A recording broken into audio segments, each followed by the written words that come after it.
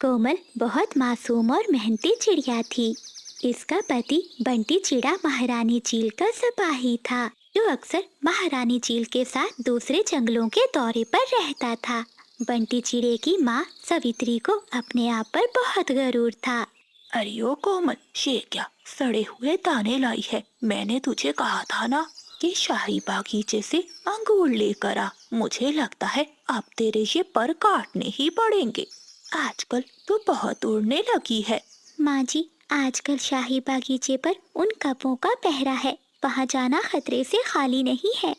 बहाने मत बना। अगर कल तक मुझे अंगूर न मिले तो तू इस घर में नहीं रहेगी।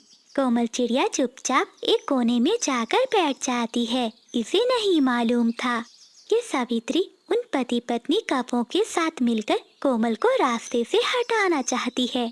इसलिए वो जानबूझकर कोमल चिड़िया को वहां भेजना चाहती है।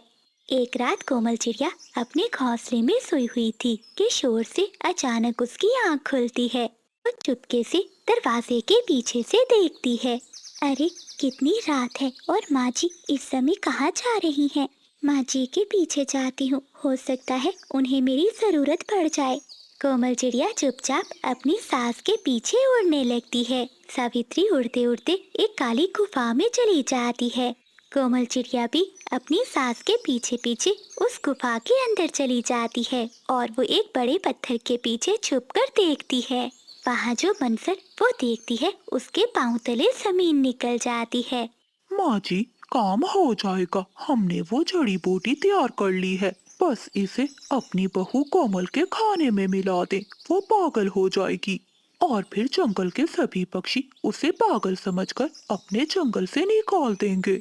हाँ हाँ माँ जी, बादल बिल्कुल ठीक कह रहे हैं। और बदले में हमें वो सोने का हार चाहिए जो कोमल चिड़िया के पास है। इसकी माँ की निशानी है वो।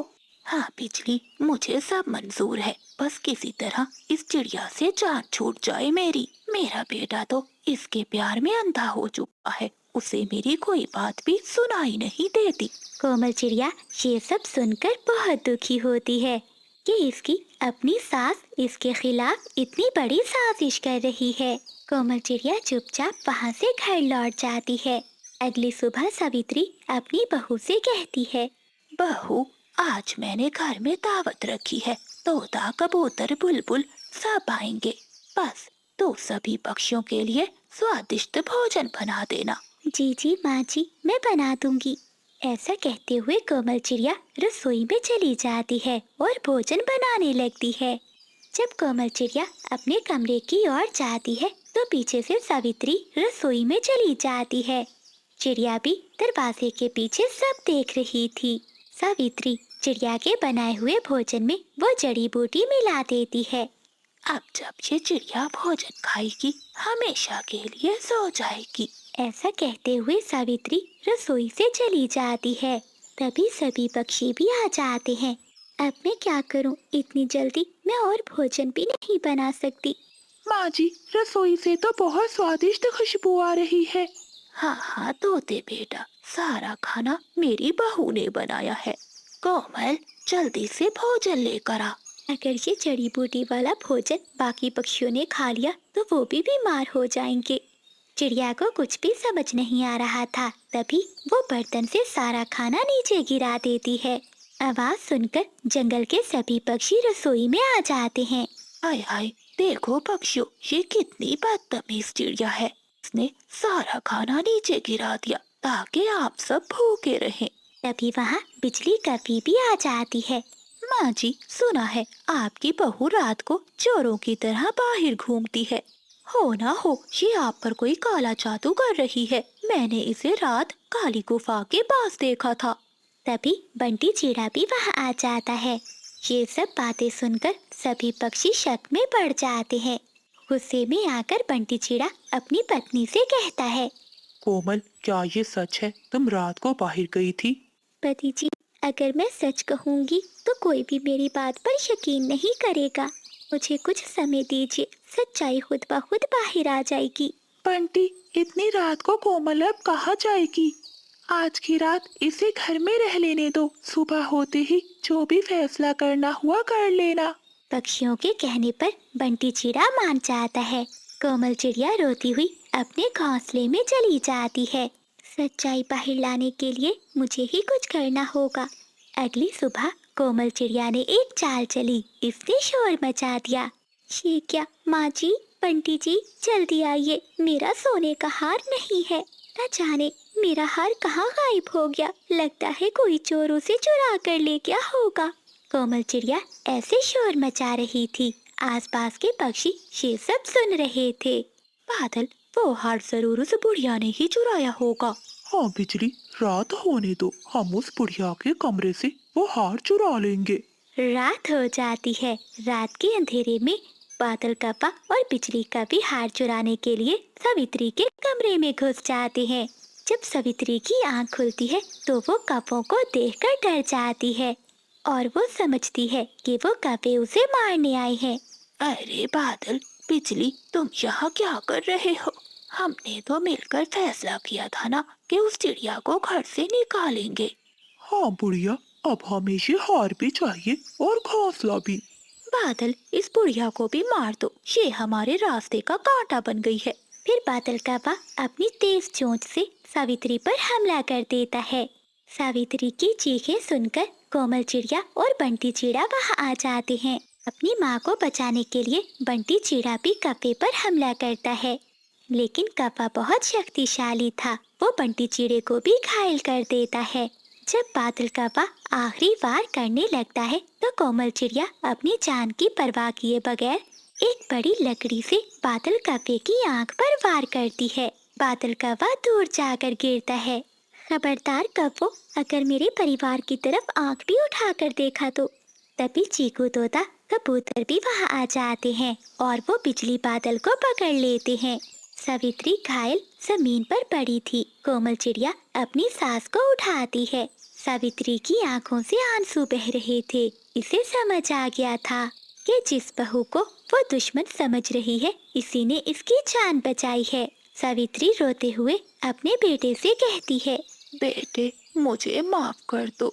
दोषी कोमल नहीं, मैं हूँ। मैंने इन कप्पों के साथ मिलकर अपनी ही बेटी के खिलाफ साजिश की। मैं इस काबिल नहीं कि इस घर में रहूं। नहीं माँ जी, दुश्मन वो नहीं जो सामने हो, दुश्मन वो होता है जो हमारे दिल में नफरत पैदा करे। आपने अपनी गलती मान ली, यही मेरी जीत है। फिर जंगल के सभी पक्षी मिलकर बादल कप्पे और बिजली कप्पे के पर काटकर उन्हें जंगल से बाहर फेंक देते हैं, ताकि वो कप्पे फिर से किसी परिवार को बर्बाद न करे। जुल्म चाहे कितना ही ताकतवर क्यों ना हो, सच्चाई और सब्र के सामने इसे घुटने टेकने ही पड़ते हैं। और याद रखें, घर तभी बनता है जब सास बहू को बेटी और बहू सास को माँ समझ ले। तो प्यारे दोस्तों, कहानी को लाइक, चैनल को सब्सक्राइब करना मत भूलिएगा। आपका धन्यवाद। ऊपर वाले आखिर तो किस जन्म का बदला ले रहा है मुझसे? मेरा और मेरे बेटे का क्या कसूर है? बबली कबूतरी अपने बेटे बबलू को लिए तेज बारिश में उड़ रही थी। उसके पति कबूतर ने उसे धोखा देकर दूसरी शादी कर ली थी और बबली कबूतरी को उसके बेटे के साथ तेज बारिश में घर से बाहर निकाल दिया था। बेचारी कबूतरी पर तो दुखों का पहाड़ टूट पड़ा था। उसे कुछ भी समझ में नहीं आ रहा था। तभी उसे एक पेड़ पर घर दिखाई देता है। लगता है इस घर में कोई भी नहीं रहता। आज रात यहीं रह लेती हूँ। कबूतरी उस घर में जाती है और अपने बेटे को घोंसले में बिठाती है। बबलू बेटा, तुम यहीं रहना, मैं अभी तुम्हारे लिए कोई मीठा फल ढूंढ कर लाती हूँ। बारिश रुक जाती है। कबूतरी अपने घर से निकलती है। उसे एक पेड़ पर फल दिखाई देता है। जैसे ही वो फल तोड़ने लगती है, तभी एक चील पीछे से कबूतरी पर हमला करती है। छोड़ दो चील, मुझे छोड़ दो। मेरा बेटा अकेला है, वो मर जाएगा। लेकिन चील कबूतरी पर दया नहीं करती और वो उसे मारकर खा जाती है। कोमल चिड़िया भोजन ढूंढकर अपने घर आती है। तभी उसे अपने घर में से बच्चे के रोने की आवाज सुनाई देती है। अरे ये क्या, मेरे घर में बच्चे के रोने की आवाज? ऐसा कहते हुए कोमल चिड़िया घर के अंदर जाती है। वो देखती है घोंसले में एक कबूतर का बच्चा बैठा हुआ है। बबलू बहुत छोटा था, वो अभी बोल नहीं सकता था, वो रो रहा था। चिड़िया उसे चुप कराने की कोशिश करती है। तभी वो देखती है कबूतर की आंखों से गिरने वाले आंसू सोने के मोती बन रहे थे। ये देखकर चिड़िया हैरान होती है। ए ऊपर वाले, ये कैसे हो सकता है? इस बच्चे की आंखों से गिरने वाले आंसू सोने के मोती बन रहे हैं। लगता है ये कोई अनाथ और जादुई बच्चा है। ए ऊपर वाले, तूने आज मेरी सुन ली। आज इस बच्चे को मेरी झोली में डालकर मेरे सभी दुखों को दूर कर दिया। ऐसा कहते हुए कोमल चिड़िया ऊपर वाले का धन्यवाद करती है। अगले दिन कोमल चिड़िया उन सोने के मोती को बेचकर अपने लिए एक नया घर खरीदती है।